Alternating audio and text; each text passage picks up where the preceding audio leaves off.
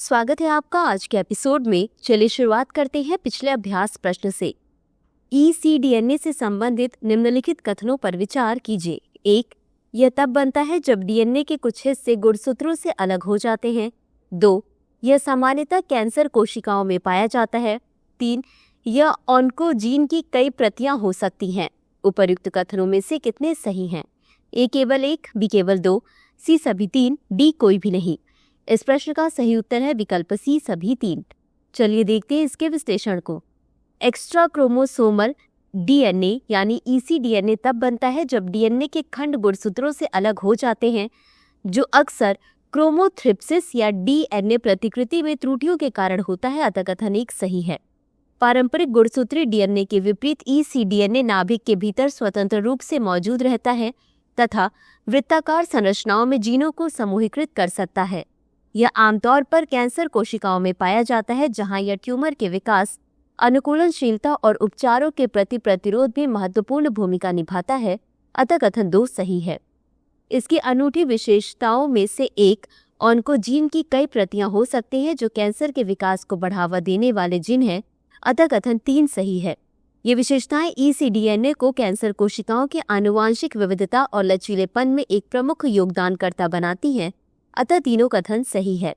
तो चलिए शुरुआत करते हैं आज के एपिसोड की पहले प्रश्न से। निम्नलिखित विशेषताओं पर विचार कीजिए। 1.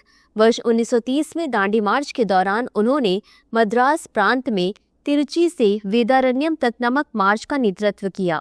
2. वह वर्ष 1947 में स्वतंत्र भारत के पहले भारतीय गवर्नर जनरल थे। 3. उन्होंने रामायण का तमिल अनुवाद किया, जिसका शीर्षक चक्रवर्ती थिरुमगन था। निम्नलिखित में से कौन सा व्यक्तित्व उपर्युक्त विशेषताओं का सर्वोत्तम वर्णन है? A. C Rajagopalachari, B. V. O. Chidambaram Pillai, C. P. Subbarayan, D. Sardar Vallabh Bhai Patel. इस प्रश्न का सही उत्तर है विकल्प ए. सी राजगोपालाचारी। चलिए देखते हैं इसके विश्लेषण को। सी राजगोपालाचारी भारत के स्वतंत्रता संग्राम में एक प्रमुख नेता और स्वतंत्रता के बाद के युग में एक प्रमुख व्यक्ति थे। वर्ष 1930 में दांडी मार्च के दौरान राजगोपालाचारी ने मद्रास प्रांत में तिरुचि से वेदारण्यम तक नमक मार्च का नेतृत्व किया। वेदारण्यम सत्याग्रह के दौरान उनकी गिरफ्तारी के साथ ही इन्हें स्वतंत्रता आंदोलन में एक नेता के रूप में राष्ट्रीय स्तर पर पहचान मिली। राजगोपालाचारी स्वतंत्र भारत के पहले भारतीय गवर्नर जनरल थे और बाद में इन्होंने पश्चिम बंगाल के राज्यपाल के रूप में कार्य किया। इन्होंने सामाजिक सुधारों को लागू करने, खादी को बढ़ावा देने और सामाजिक समानता की वकालत करने में महत्वपूर्ण भूमिका निभाई। साथ ही इन्होंने रामायण का तमिल में अनुवाद भी किया, जिसका शीर्षक चक्रवर्ती थिरुमगन था। अतः विकल्प ए सही है। अगला प्रश्न है, आईएनएस तुशिल से संबंधित निम्नलिखित कथनों पर विचार कीजिए। 1. यह फ्रांस द्वारा डिजाइन की गई परियोजना 1135.6 का उन्नत क्रीवाक 3 श्रेणी का फ्रिगेट है। 2. यह ब्रह्मोस सुपरसोनिक क्रूज मिसाइलों से सुसज्जित है। 3. इसे वायु, सतह, जल के नीचे और विद्युत चुंबकीय आयामों में ब्लू वाटर ऑपरेशन के लिए डिजाइन किया गया है। उपर्युक्त कथनों में से कितने सही हैं? ए केवल 1, बी केवल 2, सी सभी 3, डी कोई भी नहीं। इस प्रश्न का सही उत्तर है विकल्प बी केवल 2। चलिए देखते हैं इसके विश्लेषण को। आईएनएस तुशिल रूसी द्वारा डिजाइन वाली परियोजना 1135.6 का उन्नत क्रीवाक 3rd श्रेणी का फ्रिगेट है, जो उन्नत हथियारों से सुसज्जित है। अतः कथन 1 सही नहीं है। INS Tushil BrahMos supersonic cruise मिसाइलों, सतह से हवा में मार करने वाली मिसाइलों, एंटी सबमरीन टॉर्पीडो और इलेक्ट्रॉनिक युद्ध प्रणालियों से सुसज्जित है। अतः कथन 2 सही है। इसे वायु, सतह, जल के नीचे और विद्युत चुंबकीय आयामों में ब्लू वाटर ऑपरेशन के लिए डिजाइन किया गया है। अतः कथन 3 सही है। अगला प्रश्न है, उपकर के संबंध में निम्नलिखित कथनों पर विचार कीजिए। 1. उपकर एक प्रकार का कर है जो किसी विशिष्ट उद्देश्य के लिए लगाया जाता है। यह कर पर कर है जो उत्पाद शुल्क या आयकर जैसे मौजूदा कर के अतिरिक्त लगाया जाता है। 2. यह आमतौर पर एक विशिष्ट समयावधि के लिए लगाया जाता है या जब तक सरकार निर्दिष्ट उद्देश्य के लिए पर्याप्त धनराशि एकत्र नहीं कर लेती। उपर्युक्त कथनों में से कौन सा या कौन से सही है या सही है? ए केवल 1, बी केवल 2, सी 1 और 2 दोनों, डी न तो 1 और न ही 2। इस प्रश्न का सही उत्तर है विकल्प सी 1 और 2 दोनों। चलिए देखते हैं इसके विश्लेषण को। उपकर एक प्रकार का कर है जो किसी विशिष्ट उद्देश्य के लिए लगाया जाता है। यह कर पर कर है जो उत्पाद शुल्क या आयकर जैसे मौजूदा कर के अतिरिक्त लगाया जाता है तथा प्राप्त राजस्व को किसी विशेष उपयोग के लिए निर्धारित किया जाता है, अतः कथन 1 सही है। उपकर आमतौर पर एक विशिष्ट समयावधि के लिए लगाया जाता है या जब तक सरकार निर्दिष्ट उद्देश्य के लिए पर्याप्त धनराशि एकत्र नहीं कर लेती, अतः कथन 2 सही है। उपकरों को संविधान में अनुच्छेद 277 और 270 जो संघ और राज्यों के बीच राजस्व साझाकरण ढांचे को रेखांकित करता है के तहत मान्यता दी गई है। उदाहरण शिक्षा उपकर प्राथमिक शिक्षा के वित्त पोषण के लिए, स्वच्छ भारत उपकर स्वच्छता पहल के लिए और ईंधन उपकर सड़क विकास के लिए। अगला प्रश्न है, भारतीय रिजर्व बैंक के संबंध में निम्नलिखित कथनों पर विचार कीजिए। 1. आरबीआई अधिनियम 1934 की धारा 7 सरकार आरबीआई अधिनियम की धारा 7 के तहत सार्वजनिक हित में आरबीआई को निर्देश दे सकती है। 2. आरबीआई बॉन्ड से आय अर्जित करता है लेकिन कोई अधिशेष नहीं रख सकता। उपर्युक्त कथनों में से कौन सा या कौन से सही है या सही है? ए केवल 1, बी केवल 2, सी 1 और 2 दोनों, डी न तो 1 और न ही 2। इस प्रश्न का सही उत्तर है विकल्प ए केवल 1। चलिए देखते हैं इसके विश्लेषण को। भारतीय रिजर्व बैंक यानी आरबीआई। आरबीआई अधिनियम 1934 की धारा 7 सरकार आरबीआई अधिनियम की धारा 7 के तहत सार्वजनिक हित में आरबीआई को निर्देश दे सकती है, लेकिन इसके उचित उपयोग न होने से आरबीआई की स्वायत्ता को कम करने के बारे में चिंता जताई गई है, अतः कथन 1 सही है। आरबीआई बॉन्ड से आय अर्जित करता है और अधिशेष का एक हिस्सा आकस्मिक निधि और परिसंपत्ति रिजर्व जैसे बफर के लिए रखता है, अतः कथन 2 सही नहीं है। अगला प्रश्न है, निम्नलिखित कथनों पर विचार कीजिए। 1. लेसन अल्बाट्रॉस एक बड़ा पक्षी है जो अपनी गतिशील उड़ान क्षमता के लिए जाना जाता है और इसका औसत जीवन काल 68 वर्ष है। 2. स्टोई अल्बाट्रॉस या वंडरिंग अल्बाट्रॉस पंखों के फैलाव के संदर्भ में सबसे बड़ा उड़ने वाला समुद्री पक्षी है। उपर्युक्त कथनों में से कौन सा या कौन से सही नहीं है या नहीं है? ए केवल 1, बी केवल 2, सी 1 और 2 दोनों, डी न तो 1 और न ही 2। इस प्रश्न का सही उत्तर है विकल्प डी न तो 1 और न ही 2। चलिए देखते हैं इसके विश्लेषण को। लेसन अल्बाट्रॉस एक बड़ा पक्षी है जिसका प्रजनन क्षेत्र हवाई में केंद्रित है। सभी अल्बाट्रॉस की तरह ये गतिशील उड़ान के साथ लंबी दूरी तय करने में कुशल हैं। ये मुख्य रूप से रात में तथा ब्रीडिंग कॉलोनियों से दूर भोजन करते हैं।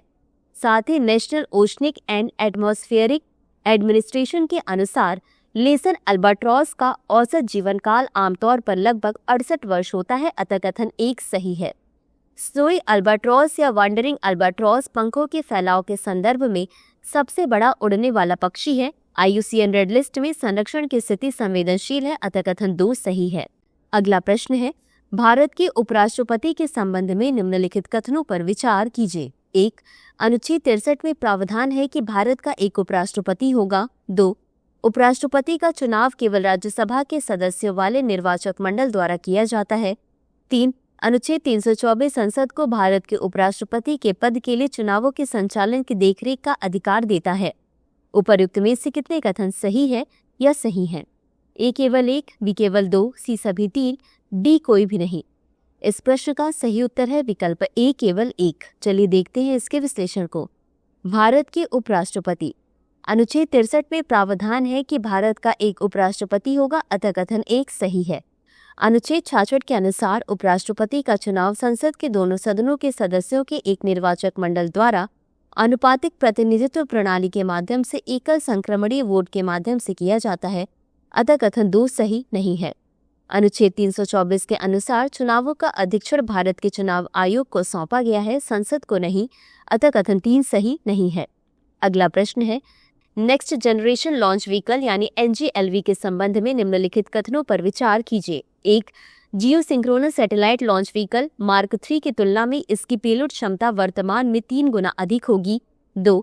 इसमें पुनः प्रयोज्यता भी होगी जिसके परिणाम स्वरूप अंतरिक्ष तक कम लागत में पहुंच और मॉड्यूलर हरित प्रणोदन प्रणाली उपलब्ध होगी।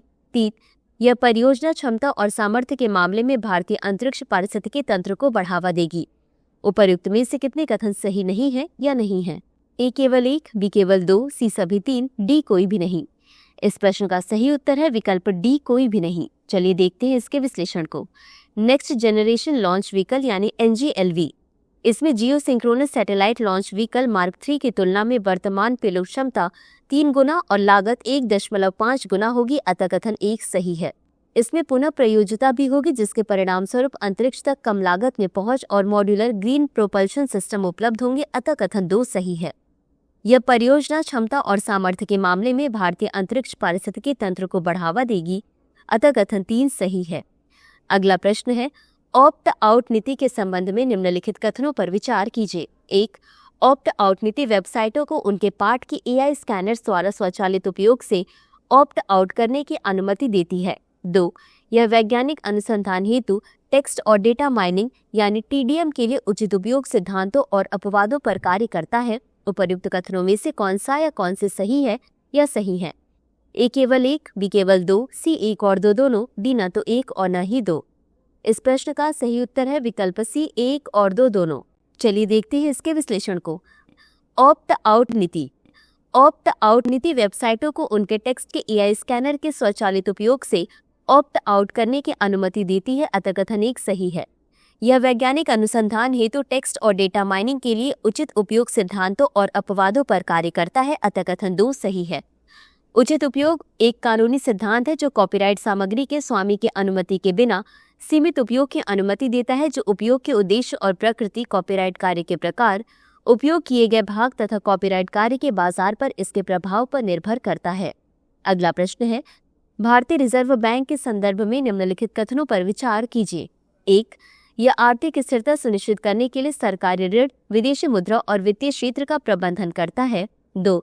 वर्ष 2016 से उपभोक्ता मूल्य सूचकांक को 4% पर रखने के लक्ष्य के साथ मुद्रास्फीति को नियंत्रित करने की RBI की भूमिका समाप्त कर दी गई है। 3. रेपो दरें मौद्रिक नीति समिति द्वारा तय की जाती हैं, जिसमें RBI के सदस्य और वित्त मंत्रालय द्वारा नामित स्वतंत्र विशेषज्ञ शामिल होते हैं। उपर्युक्त कथनों में से कितने सही है या सही है? A केवल 1, B केवल 2, C सभी 3, D कोई भी नहीं। इस प्रश्न का सही उत्तर है विकल्प B केवल 2। चलिए देखते हैं इसके विश्लेषण को। भारतीय रिजर्व बैंक यानी RBI आर्थिक स्थिरता सुनिश्चित करने के लिए सरकारी ऋण, विदेशी मुद्रा और वित्तीय क्षेत्र का प्रबंधन करता है, अतः कथन 1 सही है। वर्ष 2016 से RBI की मुख्य भूमिका में मुद्रास्फीति को नियंत्रित करना शामिल है, जिसका लक्ष्य मुद्रास्फीति को 4% पर रखना है, जिसमें ±2% की सहनशीलता सीमा है, अतः कथन 2 सही नहीं है। रेपो दरें मौद्रिक नीति समिति द्वारा तय की जाती हैं, जिसमें RBI के सदस्य और वित्त मंत्रालय द्वारा नामित स्वतंत्र विशेषज्ञ शामिल होते हैं, अतः कथन 3 सही है। अगला प्रश्न है, निम्नलिखित में से कौन सा कुल प्रजनन दर का सर्वोत्तम वर्णन करता है? A. प्रत्येक महिला द्वारा अपने जीवन काल में जन्मे बच्चों की औसत संख्या। B. एक वर्ष में प्रति 1000 व्यक्तियों पर जन्म लेने वाले बच्चों की संख्या। C. एक वर्ष में जन्म दर और मृत्यु दर के बीच का अंतर। या D. एक जनसंख्या द्वारा प्रतिवर्ष पैदा किए जाने वाले बच्चों की कुल संख्या। इस प्रश्न का सही उत्तर है विकल्प A। चलिए देखते हैं इसके विश्लेषण को। कुल प्रजनन दर यानी TFR यह एक जनसांख्यिकी संकेतक है जो एक महिला द्वारा उसके प्रजनन वर्षों के दौरान अपेक्षित बच्चों की औसत संख्या को दर्शाता है, साथ ही यह मानते हुए कि वह अपने पूरे जीवन काल में वर्तमान आयु विशिष्ट प्रजनन दर का अनुभव करती है, अतः विकल्प A सही है। तो चलिए अंत में देखते हैं आज के अभ्यास प्रश्न को। इच्छा मृत्यु के संबंध में निम्नलिखित कथनों पर विचार कीजिए। 1. सक्रिय इच्छा मृत्यु में किसी असाध्य रूप से बीमार व्यक्ति को जीवित रखने के लिए आवश्यक जीवन रक्षक सहायता या उपचार को बंद कर दिया जाता है। 2. भारत में निष्क्रिय इच्छा मृत्यु को पहली बार वर्ष 2011 में अरुणा शानबाग मामले में सर्वोच्च न्यायालय द्वारा मान्यता दी गई थी। 3.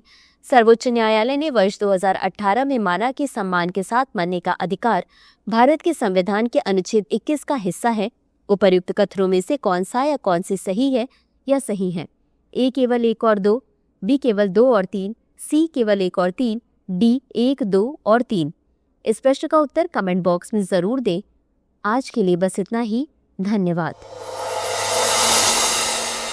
डियर व्यूअर्स, अपने एग्जाम की तैयारी को और बेहतर करने के लिए हमारे चैनल को लाइक, शेयर और सब्सक्राइब करना न भूलें।